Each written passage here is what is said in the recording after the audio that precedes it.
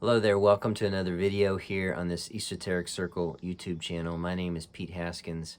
Wherever you are at on your journey, welcome and blessings to you.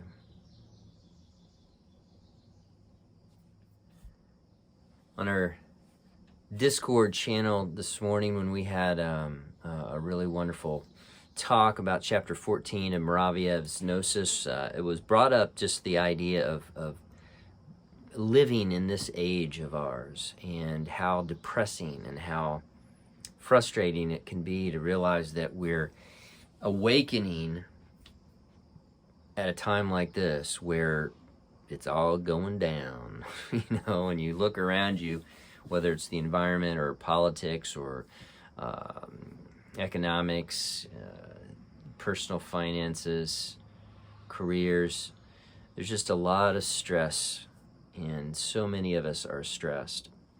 And you think, wow, I wish that I had just appreciated the 80s or appreciated the 90s. I would have appreciated this, or I just wish I lived in this era where it was simpler or easier.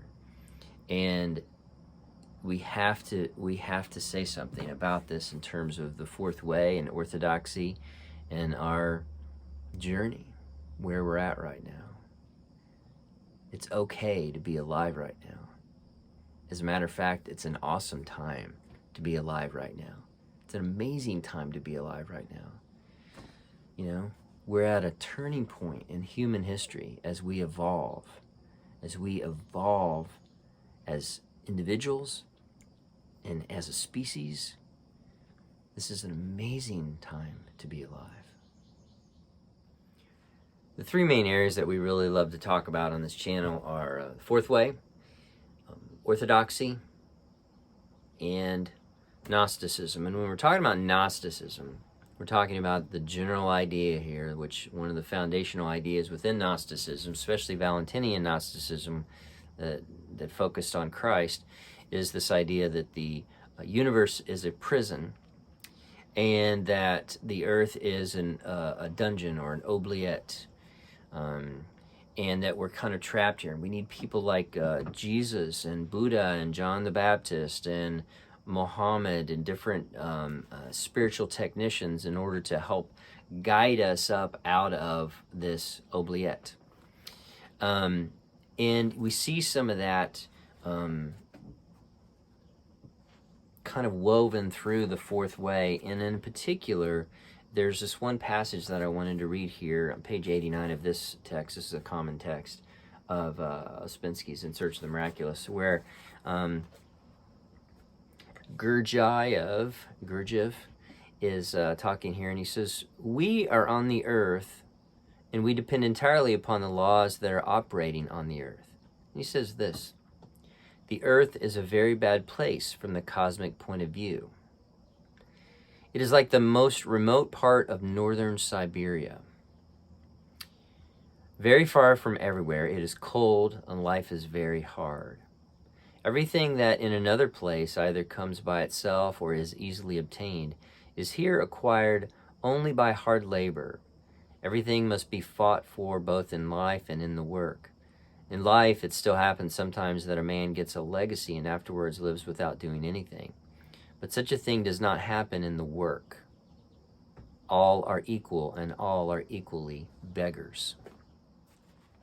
There's a section of Fellowship of the Ring by Tolkien where Gandalf and Frodo are talking, and Frodo's just like, this is a horrible time to be alive. And Gandalf kind of scolds him and says, this is a great time to be alive. We don't choose when we are alive.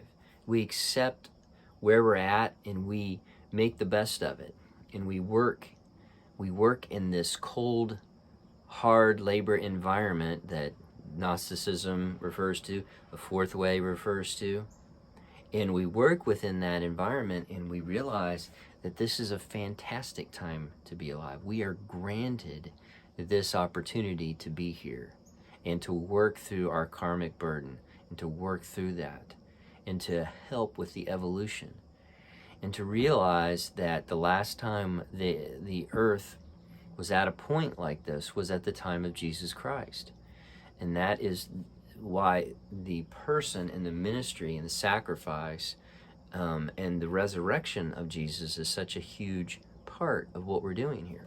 And I want to read to you, there's a section here at the very last paragraph of part 2 of the Gnosis 1, the Esoteric cycle, which is what we're studying right now. And if you'd like to be a part of that, please give me a comment and I can get you connected with it. He says this at the very end. This has to do with the karmic burden. Sometimes the disequilibrium between form and content can reach unmanageable proportions at a scale larger than that of states. It is undeniable that the crisis in which humanity is struggling since the beginning of this century contains the greatest dangers. Now, when he's writing this, this is about in the 50s. It's published in the 60s. So nuclear war is evident. You'll hear him refer to this. Apart from the direct cataclysm that the chain reaction of atomic explosion can provoke, there exists another danger of a totally different order: the accumulation of what we would call karmic decay. When such a case occurs, equilibrium is reestablished either by a catastrophe, such as the flood, or, if the weight of karma is considerable, by intervention from the higher cosmoses. This was the underlying reason for the incarnation of Christ and his mission on earth, his torture and sacrifice. Quite obviously, the karmic danger which was accumulated just before his advent was real and great. The Apostle John says that God sent his Son, quote, that the world should be saved by him, end quote.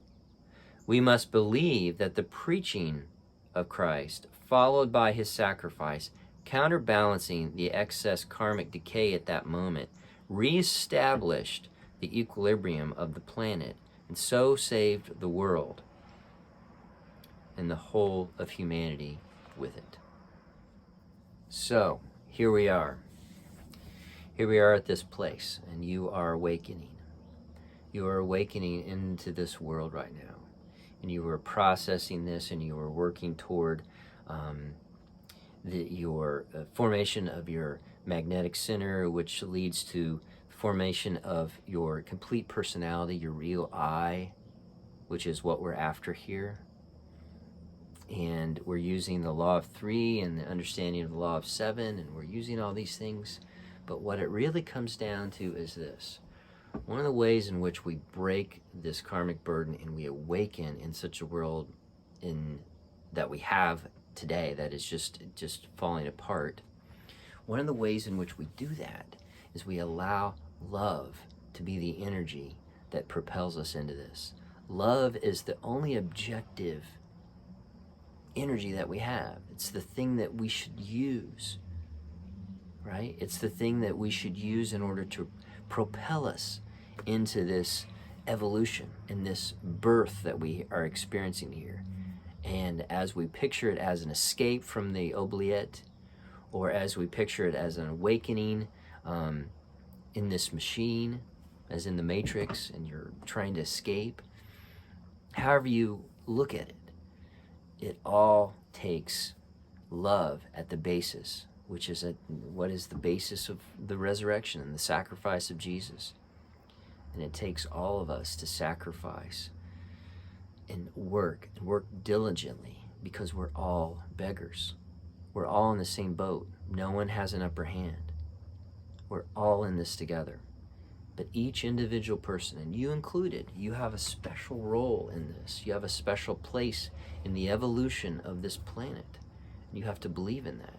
And it really does energize me to think that by going inwardly and examining my life and working through repentance and the things that I've done wrong and asking for forgiveness on a deep, deep level and genuinely meaning that.